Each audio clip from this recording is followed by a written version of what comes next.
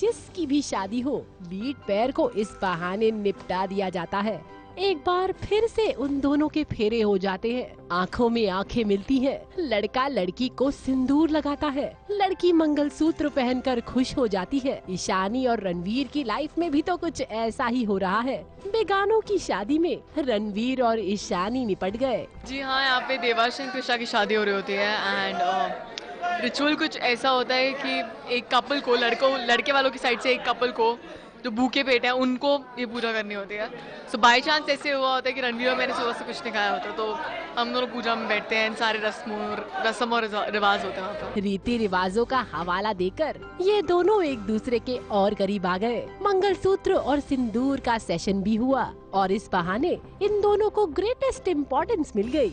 शादी किसकी है उससे कोई फर्क नहीं पैंदा। इम्पोर्टेंट बात तो ये है कि रणवीर और ईशानी की शादी हो गई।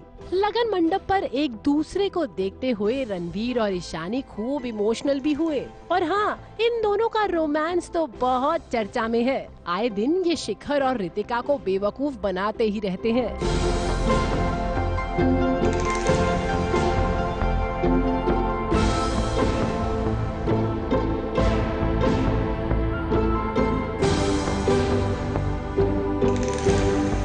वही मैं इसको कोनी मार मार के बोल रहा था कि हमारा भी यही होने वाला, देख ले, प्रैक्टिस कर ले। हमारा नहीं, मुझे बहुत गुस्सा आ रहा था जब वो रणवीर ईशानी को मंगलसूत्र और सिंदूर लगा रहा था, क्योंकि मेरे भैया, मेरे शिखर, जिसकी होने वाली बीवी थी वो ईशानी, वो उसके नहीं हो पा रही है, तो मुझे बहुत बुरा लग रहा है। मैं बहुत उदास हूँ भैया। आपकी ईशानी होके रहेगी, बट मैं तो बस इस बात पे खुश हूँ कि मेरी शादी हो रही है। शादी और त्योहारों के बहाने इन सारे सीरियल के सितारों को सजने संवरने का मौका मिल जाता है।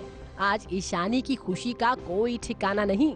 उसे एक खूबसूरत पीच कलर की साड़ी पहनने को मिल गई है, जिसे पहनकर वो खुशी से फूली नहीं समा रही। EK sarees में से one of the saree is this and it's a very beautiful saree, very gorgeous. I love it and it's a very special saree to me. जाते जाते उन दोनों की बात भी हो जाए जो जल भून के यहाँ से निकल लिए। रितिका ने जब रणवीर और ईशानी की इन नजदीकियों को देखा तो वो जल भून के खाक हो गई और उसी के पीछे पीछे हो लिए शिखर। अब इन दोनों को भी समझ लेना चाहिए कि सीरियल में लीड पेयर के होते हुए इन दोनों को ऐसी सिचुएशंस का सामना तो करना पड़ेगा। मुंबई से सुशीला उपाध्याय के साथ ABP न्यूज रिपोर्ट।